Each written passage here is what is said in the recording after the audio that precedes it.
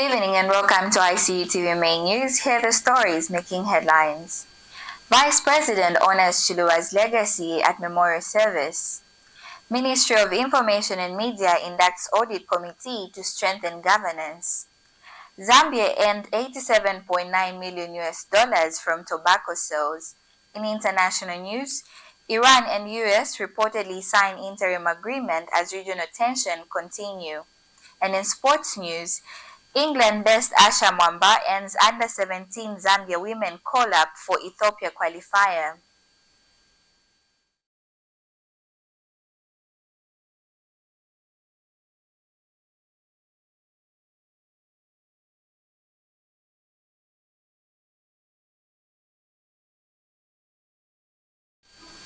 With the news details, I am Amina Mutambo. Vice President Dr. Nalumango today joined the Chiluba family, government officials, church leaders, members of the diplomatic corps, and other citizens at the 15th Memorial Church service in honor of Zambia's second Republican President, Dr. Frederick Jacob Titus Chiluba. Speaking on behalf of Hakainde Hichilema, the Vice President described Dr. Chiluba as a distinguished son of the soil whose contribution to democracy and national development remains significant.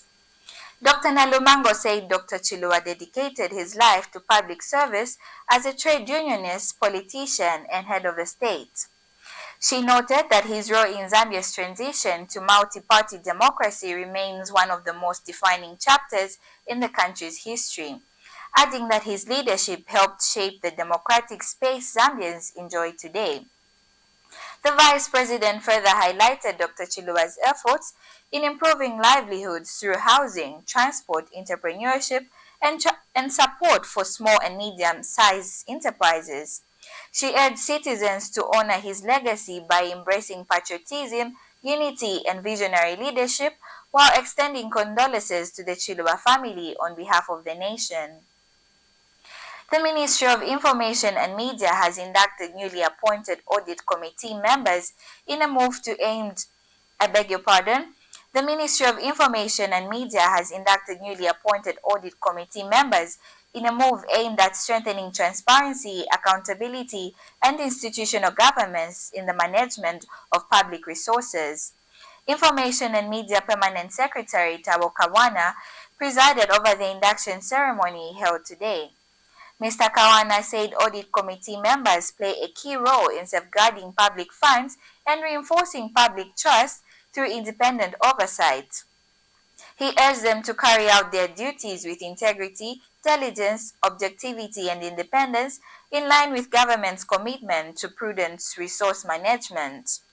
He further encouraged the committee to provide practical recommendations that promote ethical conduct and compliance across the ministry. Mr. Kawana also reaffirmed management's commitment to supporting the committee in ensuring its recommendations are implemented in accordance with the Public Finance Management Act No. 1 of 2018 with the aim of improving service delivery.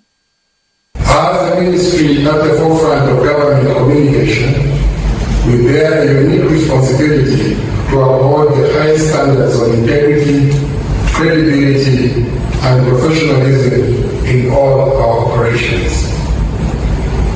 Distinguished members, your appointment to this committee is a clear demonstration of the confidence placed in your expertise and professionalism. You occupy a critical position in safeguarding public resources and reinforcing public trust. Your role in providing independent oversight over financial management, risk mitigation, and compliance is pivotal. Through your work, you will contribute significantly to strengthening governance, systems, and ensuring that the ministry operates in line with established laws, regulations, and best practices. Tobacco sales in Zambia have generated nearly $87.9 million with a total of 43.17 million kilograms of leaf sold during the current marketing season, according to figures released by the Tobacco Board of Zambia. The data shows the flu-cured Virginia tobacco dominated the market, accounting for 36.72 million kilograms, sold at an average price of 1.98 US dollars per kilogram, generating about 72.63 million US dollars. Barley tobacco contributed 6.5 million kilograms, earning 15.31 million US dollars at a high average price of 2.38 per kilogram. TBZ says the performance highlights tobacco's continued importance as a key export crop and source of income for farmers. The marketing season is still ongoing and is expected to end in September 2026, with stakeholders monitoring whether sales and earnings will continue to rise. We take our first set of commercials. Coming up is Local Stories. The Information and Communications University is complementing government effort in promoting legal and safe mining for all Zambians. ICU is offering a short practical training course to artisanal and small-scale miners and those who intend to venture into mining. This training covers identification of rocks and minerals, mining operations and equipment, health and safety in mining, environmental protection, licensing and compliance. Qualifications: National Registration Card NRC. Apply now at www.icuzambia.net. For more information, contact the ICU School of Mines, Department of Artisanal and Small-Scale Mining at +260 763 302 596 or +260 973 263 492. For analysis of mineral samples, contact the ICU School of Mines Laboratory at +260 973 263 492 or +260 977 833 434. Welcome back. Now in Local Stories, government has expressed concern over the low adoption of electric vehicles in Zambia, revealing that only 525 electric vehicles are currently registered in the country's motor vehicle system. Ministry of Transport and Logistics Permanent Secretary Frederick Mwalusaka says the country needs a coordinated and sustainable transition from fossil fuel-powered vehicles to electric mobility. Speaking in Lusaka when a team of electric vehicle riders from Rwanda paid a courtesy call on him, Mr. Mwalusaka said government supports the shift to cleaner transport technologies. However, he stressed that the development of charging stations and related infrastructure should be driven by the private sector to accelerate the growth of electric vehicles across the country.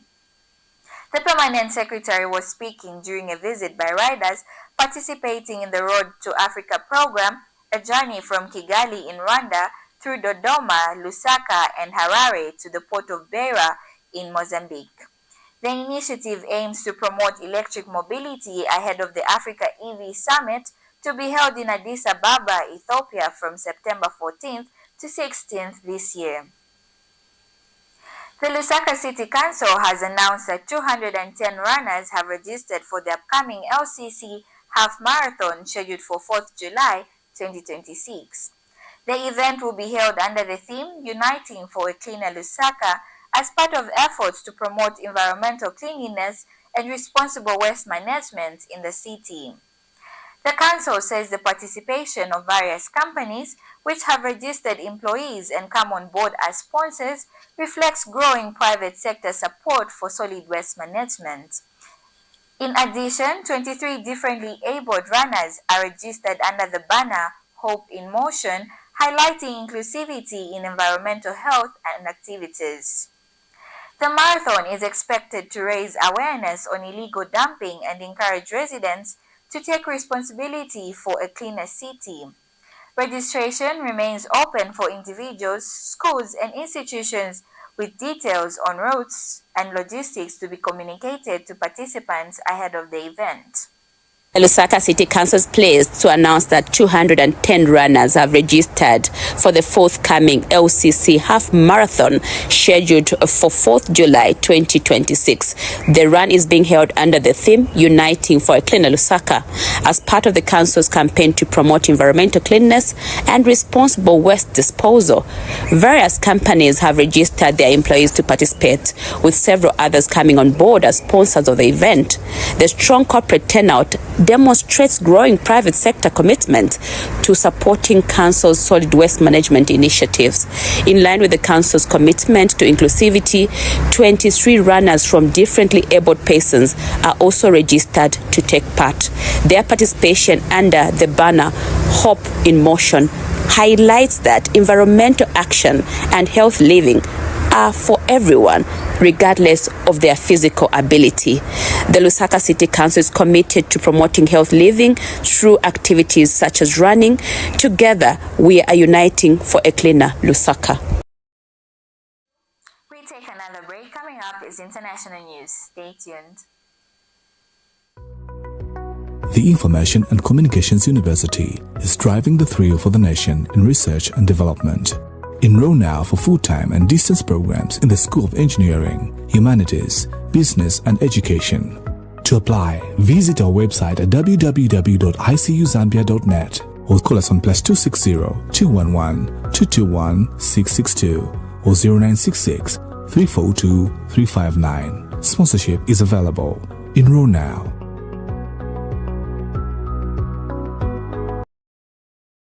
Welcome back. Now in international news, Iranian President Masoud Pezeshkian has posted a signed agreement on his official X account amid reports that the United States and Iran have electronically signed a memorandum of understanding aimed at ending hostilities involving the US and Israel against Iran. US President Donald Trump and President Pezeshkian are said to have signed the document as part of an interim diplomatic arrangement. Despite the reported agreement, Israel has continued military operations in southern Lebanon, with at least 3 people killed in recent strikes. The attacks come even as a deal is said to include provisions addressing an end to Israel occupation in parts of the region. Hezbollah Secretary General Naim Qassem has welcomed the development, describing the agreement as a big victory. He further stated that Lebanon's future negotiations with Israel should focus on mutual security arrangements and not include decisions on the disarmament of the group. Still in international news, explosions and gunfire were heard early Thursday near Dior Hamani International Airport in Niamey, the capital of Niger. According to residents who spoke to the BBC, witnesses say the gunfire began around 6 hours local time and lasted for about 2 hours, with security forces reportedly responding to the incident. One resident said the situation appeared to be under control shortly after the sounds of gunfire, while another witness told AFP that the shooting originated from the entrance of the airport. Authorities have not yet issued an official statement regarding the incident. Residents further report that the army repelled the attack and is pursuing fleeing assailants who allegedly abandoned their weapons. No group has claimed responsibility, although Niger has faced repeated attacks linked to Islamist insurgent groups in recent years. We take our last break. Coming up is sports news.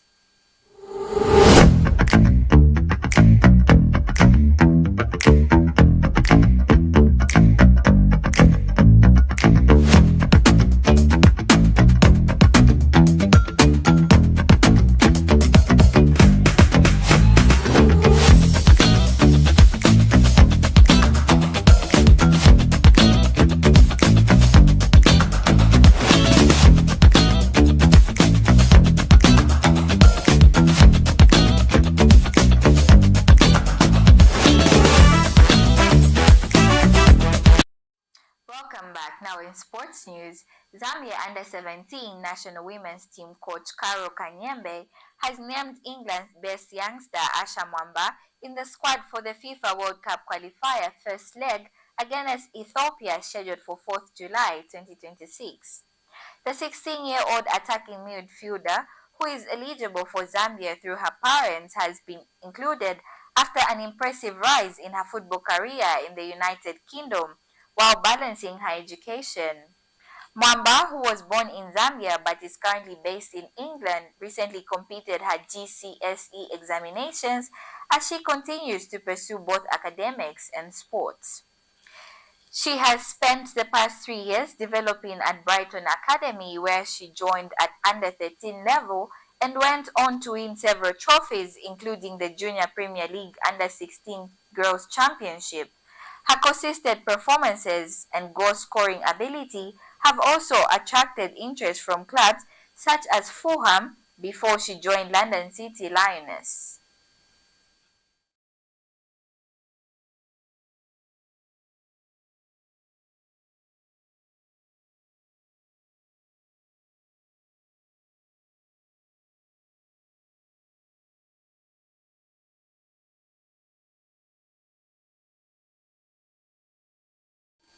That sports item brings us to the end of our main news. Before we go, here's a quick recap of the stories that made headlines. Vice President honors Chiluba's legacy at memorial service. Ministry of Information and Media inducts Audit Committee to strengthen governance. Zambia earned $87.9 million from tobacco sales. In international news, Iran and US reportedly sign interim agreement as regional tensions continue. And in sports news, England-based Mwamba and Zambia under-17 women call-up for Ethiopia qualifier. Thank you so much for tuning in to our 20 Hours News. Stay tuned for more news updates. Have a good night.